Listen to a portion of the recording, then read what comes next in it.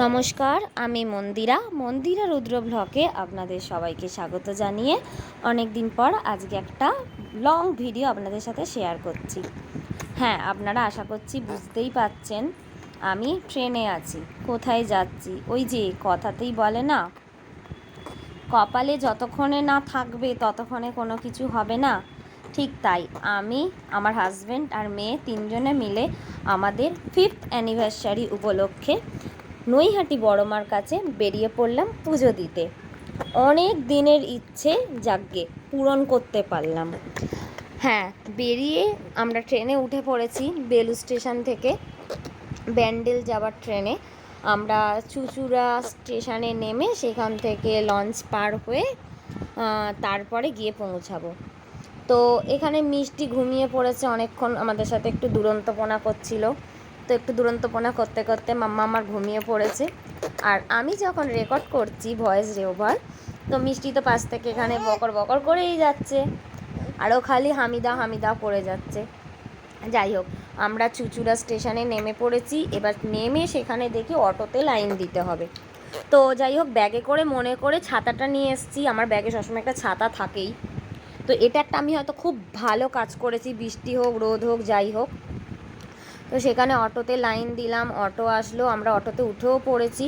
এবার আমরা এখন সামনের দিকে রওনা দিচ্ছি। এই যে এবার আমরা লঞ্চ ঘাটের কাছে পৌঁছানোর জন্য। তো লঞ্চ ঘাটের সামনে এখানে একটা দোকানে একটু দাঁড়ালো টোটোটা, কেউ হয়তো কিছু নিচ্ছিল। তো আমরা এখানে আবার চুঁচুড়া স্টেশন থেকে লঞ্চে ওঠার জন্য টিকিটও করে নিয়েছি। অনেকক্ষণ ওয়েট করছিলাম। একটা লঞ্চ আমরা যেতে যেতেই পৌঁছাতে ছেড়ে চলে গেল। যাই হোক, নেক্সট লঞ্চে করে আমরা পৌঁছাবো। এখানে দাঁড়িয়ে আছি, এত ভালো লাগছে না, মানে আপনাদেরকে বলে বোঝানোর নয়।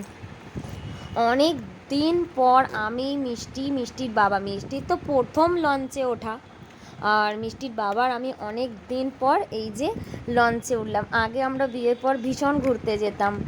হ্যাঁ, এখন তো আর মিষ্টি হওয়ার পর সেরকম কোথাও দূরে যাওয়াই হয় না।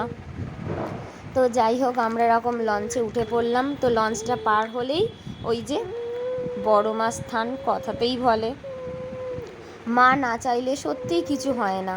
মানে আপনাদের বলে বোঝানোর নয়, কত দিন ধরে যাব করে তাও আর মায়ের কাছে পৌঁছানো হলো না। তো ওই যে উঠতি বাড়ি তো কটক যাই, এরকম অবস্থা।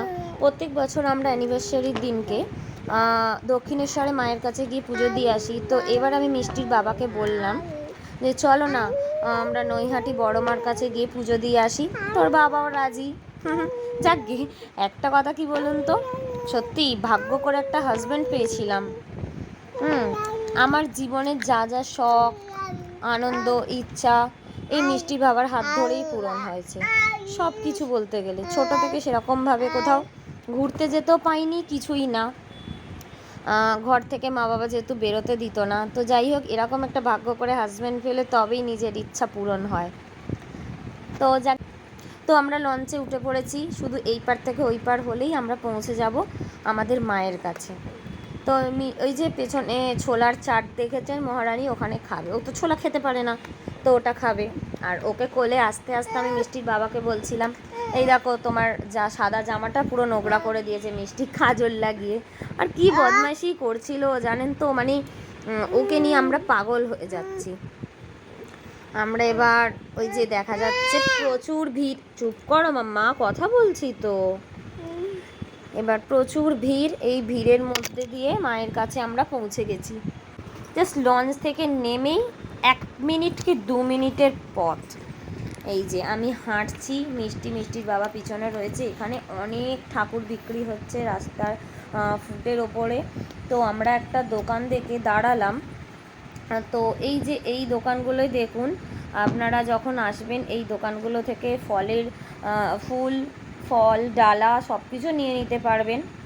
হ্যাঁ, আর একটা দৃশ্য দেখুন, এই মহিলাটা তার মনের ইচ্ছা পূরণ হয়েছে বলেই হয়তো মায়ের কাছে দণ্ডি কাটছে গঙ্গায় চান করে। এই সব দৃশ্যগুলো দেখলে না সত্যি মন জুড়িয়ে যায়। আমরা এই দোকানটায় এসে দাঁড়ালাম একটা দিদির দোকানে। এই দিদির দোকানটা, ওখানে জুতো রাখা থেকে শুরু করে সমস্ত কিছু। উনি আমাদেরকে হাতে জল দিল, প্রথমে হাতে জল দেওয়ার পরে উনি বলল আপনারা আগে ফলের ডালাটা মানে ফুলের ডালাটা নিয়ে যান, তারপরে আপনি পরে পয়সা দেবেন, এসে পয়সা দেবেন। তো যাই হোক, জুতো ফুতো ওনার কাছে রেখে দিলাম। এবার আমরা ফুলের ডাল আপনারা নিতে পারেন 51 টাকা বা 101 টাকা, 500 টাকা, এবার আপনাদের মতন ইচ্ছা। তো আমরা যাই হোক, আমরা 51 টাকা নিয়েছিলাম, আর মায়েরও 51 টাকা, তো টোটাল একসাথে নিয়েছিলাম 101 টাকার ফুলের ডালা, মানে ফলের ডালা।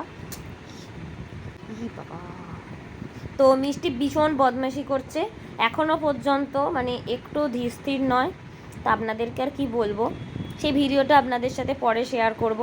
তো মহারানীকে কোলে নিয়ে একদিকে ফুলের ডালা নিয়ে মায়ের কাছে উদ্দেশ্যে আমরা লাইন দেওয়ার জন্য রওনা হলাম।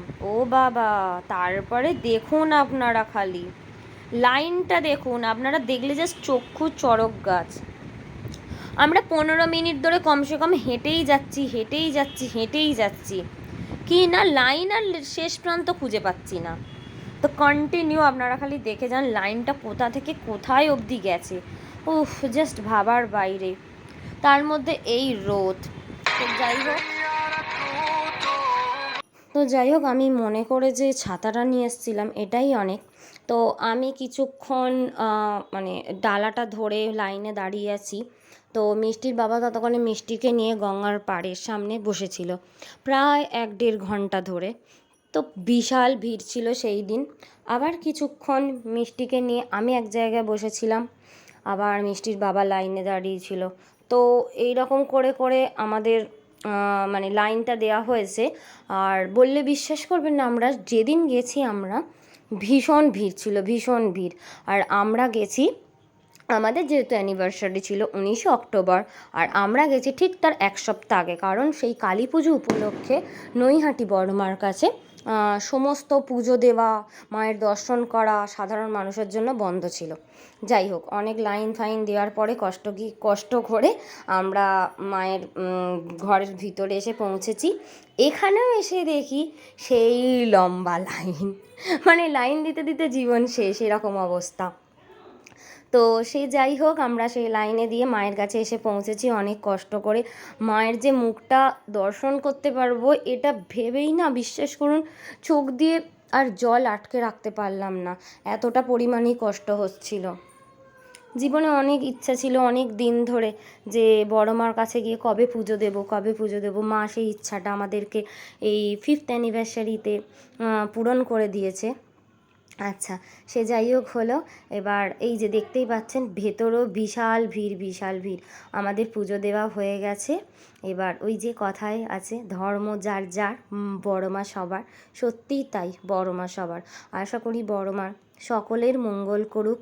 হ্যাঁ, আমার বাচ্চাটা যেন ভালো থাকে, পৃথিবীর আরও সকল মা তার বাচ্চাকে নিয়ে যেন সুস্থভাবে দিন কাটাতে পারে। আমাদের পুজো দেওয়া কমপ্লিট।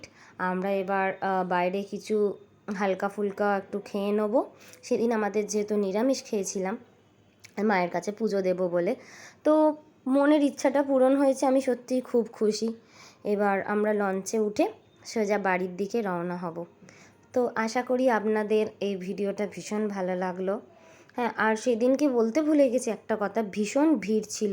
আমরা সকাল 10:30 লাইন দিয়ে দুপুর 2:30টার সময় পুজো দিয়েছি, জানেন, বুঝতেই পারছেন। আর মিষ্টির ভীষণ কষ্ট হয়েছে, সেটা আপনাদেরকে আর মানে বলে বোঝানোর নয়।